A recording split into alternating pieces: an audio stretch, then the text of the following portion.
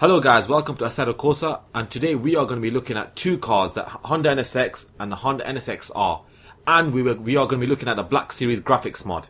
Yep, someone's actually was requesting this for us to check out some weather mods and some graphics mods, and this car, well, we decided to check it out because it's two cars in one mod pack, and because of that, and because of the amount of reviews that this car has received and the high rating it received, we thought it'd be a good idea to check it out. What I do like about what they've done is, I mean, they've given you a stock car, and then they've given you the R, isn't it? The NSX-R, yeah. Compare the differences. Yeah, and so you can actually appreciate what the stock car is, which is a pretty good car, and then the R, which is the more souped up version of it. Exactly, and the NSX-R is the one that actually gave way to all the Type Rs that we have now. So this was actually the first Type R, as it was. Yeah. Another thing is, I noticed when you got this mod pack first, both of them have exactly the same engine, isn't it? Exactly the same engine. But the only difference between the two is that it's lighter, but we'll talk more about We'll talk more about that. that. First thing I do want to mention though is, as you can see, the clouds have come in. It's a nice overcast day on the Nürburgring Nordschleife. That is actually part of the graphics and weather mod, Black Series. So It looks very good. I mean, sorry, I'm cutting you up here, That's but I mean, I'm just going to say that cloud. It looks pretty impressive. It really does. Yeah. Now, there is something that is even more impressive about this. Is the Black Series has got this post-processing effect that we're using. So we showed post-processing. Here we go again. Post-processing effects. We showed them a couple of episodes back. I think with the Ferrari F40 at Silverstone. We showed loads and loads of them. You guys may remember very well the BMW. Yeah. Right. This is a new post-processing effect called Black Series, and on top of that, you've got this weather mod. Now, the great thing about this is you don't have to change any configuration files or anything. All you need to do is there is a little program that is available. You run that program, and you select the mod you want. Do you want a hot sunny day? Do you want the default Assetto Corsa weather? Or do you want this overcast one? Click, drag, start your game. Job done. Nice and easy to use. Yeah, that does sound simple, but I was just thinking, what if they had that feature in-game, you know? So instead of having it out the game, I know it's a mod, I think if and when Assetto Corsa have weather effects, I think then it will be in-game. maybe, yeah. I think it's just constant for the whole race. That's what I think. I think that's what my colleague, my friend, colleague. Frenemy, enemy. That's what you're trying to say. I mean, if you rather have it so you're halfway through a race and it starts raining and then it stops. Something that both Formula One and Gran Turismo introduced. Yeah, because obviously dynamic weather. Quite nice. I mean, it's starting and hopefully it'll be going there. But for the mod itself, for the mod of the graphics and weather, it's really, really good. There was one thing that we noticed. In fact, you just see it in the distance there. It looks like we're coming up to an ocean. Yeah, it does. Yeah. There's a bit of a blue tint. For distant objects on the overcast, not in the sunny version, but in the overcast. I think in the sunny version, I think it's even worse. For what I remember. Was it? Yeah, I thought it was quite less pronounced. I think we'll check that in a bit anyway. We'll have to check that. We'll be switching in and out of external and internal views, so you'll be able to have a look for yourself at this strange tinting effect. But that's the only thing I've got to knock on that. For that mod, I'm giving it 9 out of 10, and I'm bombed. I think that's a nice time for us to actually start talking about the NSX, starting with the specs. Yeah, I mean it's a V6 engine, and it produces 276 brake. I remember back in the day when we had the Gran Turismo, and it was you either had to choose the NSX, Impreza, and the Mazda, and they all had the same brake horsepower. Do you remember? It was 276, and that's why it's just stuck with it. When I've just seen the specs right now, that's what I remembered. All three cars had the same spec. The difference was this car revs up to 8,000 RPM. In fact, I think its cutoffs at 8,500 RPM. So I think that was why you ended up going for that. But I'll be honest with you, I was more of an Impreza person. I shouldn't be saying that too loud right now. I think I went for the Honda. I know both of you are sort of Honda NSX fans. So. I mean, I love the Impreza, but I'm not really a Honda NSX fan. But to be honest, I would have went a turbocharged car. I am. This car, it's a Honda, but it's one of the best rated Honda cars ever made. Exactly. It's got a 5-speed manual gearbox. Now, bear in mind that this car's from 1991. 0 to 60, 5.2 seconds, and a top speed of 177 miles an hour. Wow. No, the highest we got to was 157, I believe.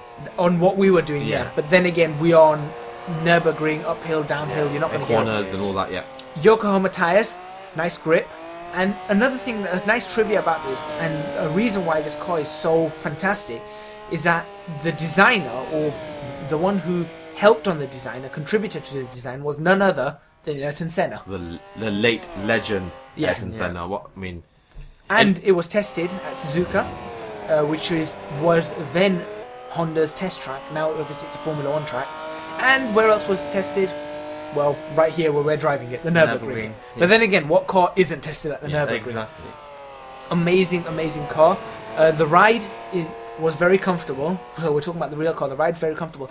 You can feel it in here though. It handles the road incredibly well. And that is partly due to the aluminium double wishbone suspension, which is nicely simulated in here. It handles bumps very, very well. I mean, I only got to drive for like about 10 minutes, if Yeah. that. I got a good feel of the car. It was a pretty good car, and it felt really good going around the corners. Now, you obviously drove it for much longer, so obviously you know more about the car and how it felt going around the track. What I'm curious about is, as it was going around the corners, I felt sometimes a bit slipping. Yeah. There was a little bit of slip on this. If you sort of went into a corner too hot, you were getting a little bit of slipping. But the thing is, this car is so easy to drive. As a supercar, when you think supercars, you think tough to drive, you've got to be really careful. This car has an incredible margin for error. Now, obviously, when you do go past that margin of error, you're going to sort of slide off. And I did a couple of times. Yeah. But, honestly, I was driving it with one hand at times. I was honestly, I know there's two hands on the steering wheel here, but I was driving it with one hand. That's how easy this car was to drive. When you slide around the corner, it only takes one hand to correct it. And it's got power steering, and the steering wheel felt weighty. I know sometimes in the mods the steering wheels feel either too heavy or too light. This feels just about right. And the fact that it's a supercar, mid-engine, rear-wheel drive, you've got that perfect balance. Yeah. It's inherently built into it. Handling, amazing.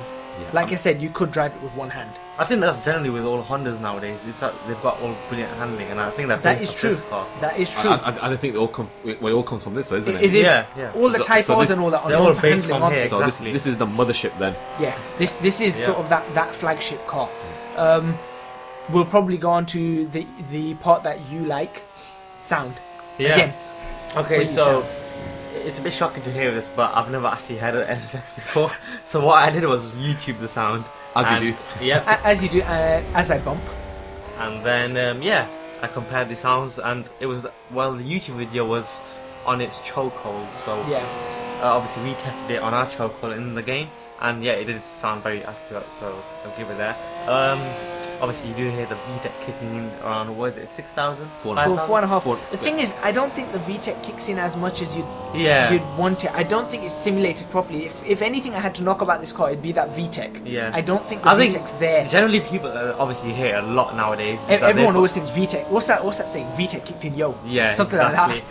So what you hear nowadays is mostly the induction kit has been changed. Obviously, this is a stock one. So Yeah. had the induction kit been changed in this game, then you probably hear it way more. Than, And I think maybe you'd feel it more. But yeah, like I said, I don't think VTEC simulated fully in here. Oh, yeah. Because obviously it's very difficult to simulate something like that. Exterior sounds really, really nice. While I just Wow. scrape. Exterior sounds really, really nice on this car. As you probably heard as we're switching in and out of interior and exterior. It's got that definitive V6 sound. Yeah. There is a definitive V6 sound on it. What else? I mean, for the interior looks, it is, I would say, a carbon copy. Yeah. Can we say that? yeah. I mean, Could we say a Yes. carbon copy? Can we say dynamic copy? yeah. Machine copy? I don't know. What Yeah, you say. but it's virtually exact. I mean, it's the shine, everything. It's virtually identical. Yeah. When you get in this car, you do feel what the age of the car is. Yeah. You can tell when it's from The steering wheel. the Yeah. steering wheel, from the dashboard, the dials, everything. And the thing is, it doesn't feel like part of the car's been like, for example, on the right hand side, it doesn't feel like it's been shunned off. It feels like it's all really, really well done. And that brings us on to the last part about this car, which is, I'm going to say, the exterior looks, which are absolutely incredible. The spot on. Yeah. Absolutely spot on. We're on the back straight here. Here we can actually see how fast we can actually get this car. And when we get off this back straight and at the start of the lap again, we're going to switch over to the NSX-R. But a few things to finish this one off. What do you think overall of this car? Of this one car? Are we sort of giving it a mark now? Let's give this one a mark out of 10, this one car. For when I drove, I'll give it a solid 9. I'll give it a 9.5. I'll give it a 9 as well. You give it a 9. So we're looking at about 9.5 out of 10. It's really well made. We didn't actually mention who it's made by. So let's finish off this mod by saying who it's made by. The model's by someone and I mean literally someone. Race department user, someone. Yeah. Physics are by David Dominguez. Dominguez. Is it Dominguez? Yeah, Mexican. Well, yeah. Well, and the sounds are by Never Crash. Never Crash. Who else? Who else would do sounds like this? So we're at the end of this lap and we're going to switch over to the NSX-R. We'll see you in a few seconds. We're back. It's been a few seconds for you. We just sort of opened up another video and we're now in the NSX-R, and as you can notice, it's a nice sunny day. It's not the same day anymore. We've changed the mod. We've changed the weather mod. Yeah. And like I said, it was very easy to do. No change your config files or anything. All I had to do was drag and drop. Yeah. Well, it wasn't even drag and drop. It was just click, install a new one. Job done. Start up Assetto Corsa. No problems. I mean, shall we talk about the interior before we get onto everything else? Well, there's a few bit subtle differences here. Is the Momo steering wheel and the interior dashboard. Not interior. What is it called? It's the dashboard. It's yeah. the dashboard. Is it? Yeah. It will be the dashboard. Is it me, or does it feel like that Momo steering wheel feels out of place? I mean, it's genuinely because it's a 1990s car, and that steering wheel is more. I think the reason why you say that is because you haven't really seen the bucket seats. Had you seen the actual whole interior of the car, then there would it does been a have the difference. car. It has red bucket seats. Yeah. But well, from this view, From this view, it looks a bit like. I mean, the dashboard looks like a typical 1990s Japanese car, but then you got the racing wheel. Yeah, I mean they did do that. They sort of stripped out a few things, but they left the rest in. If I remember correctly, they did get rid of the radio system. Now I can see a radio in there. Yeah. So I think that may be one thing that I'd say that is not right about this car. Also, this is a JDM car, so that's Japanese domestic market. That means that the wheel should be on the opposite side. Why it's on the wrong side. The right hand side. Yeah. Or the right side. The right side, yeah. It should be on the right side, not the left. That's all I'm going to point out about this car that is inaccurate. I'm not going to say anything else is inaccurate about the interior looks of this car. Dashboard, they did say that there's a few. There was an issue with the dashboard lights. There's supposed to be some lights on the dashboard, which doesn't seem to be there. As well as that, we might as well say the known issues. There's no level of details on this car, so they say it'll be heavy on graphics. That being said, I've only noticed a drop of 10 frames. It's not much, which is not much. Yeah. I've seen cars that have much worse. The rear view mirror is a little shrunk. It's not the right size, and like we said, the dashboard lights are missing, and the wheels, if you look on the external views that we'll be jumping in and out of, Low quality. they're not exactly on this car. On the first car they're fine. On this version they're not the best quality, so they are working on that. And lastly, driver animations aren't right, and you may have seen that as I go around corners, you see some clipping and some weird artifacts appearing on the side of the screen. That's actually, I think, the driver's head.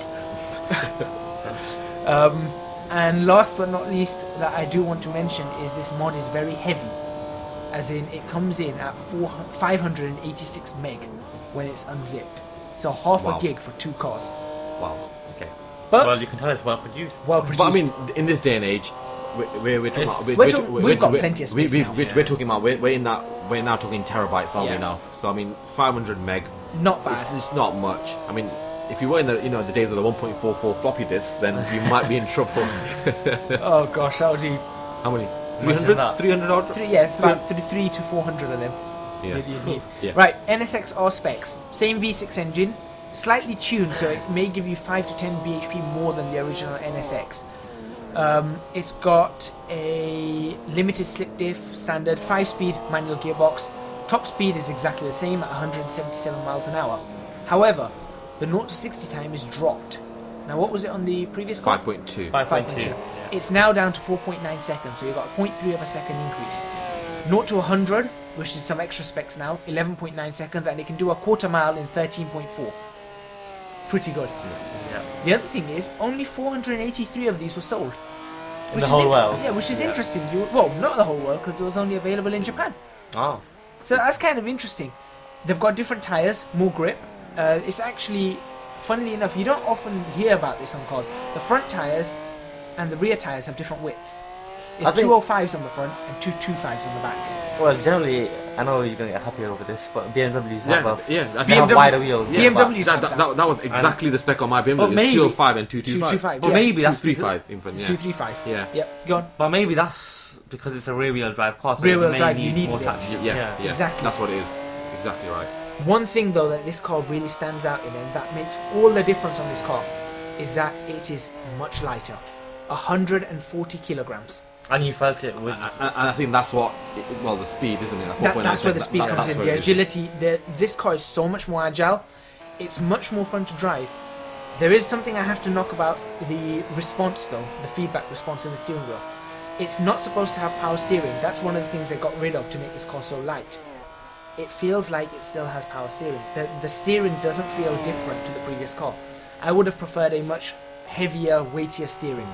And I think if they had that, you would have had much more fun with it. That being said, the car itself is so much fun. So much fun to drive.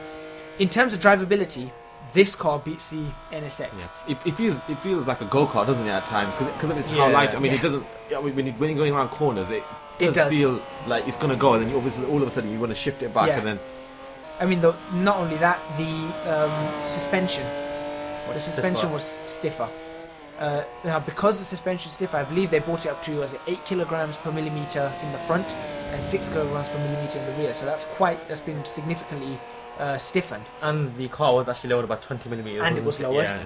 You feel that because the car corners more flat than the previous version. Not to say the previous version didn't corner flat, it did fairly flat.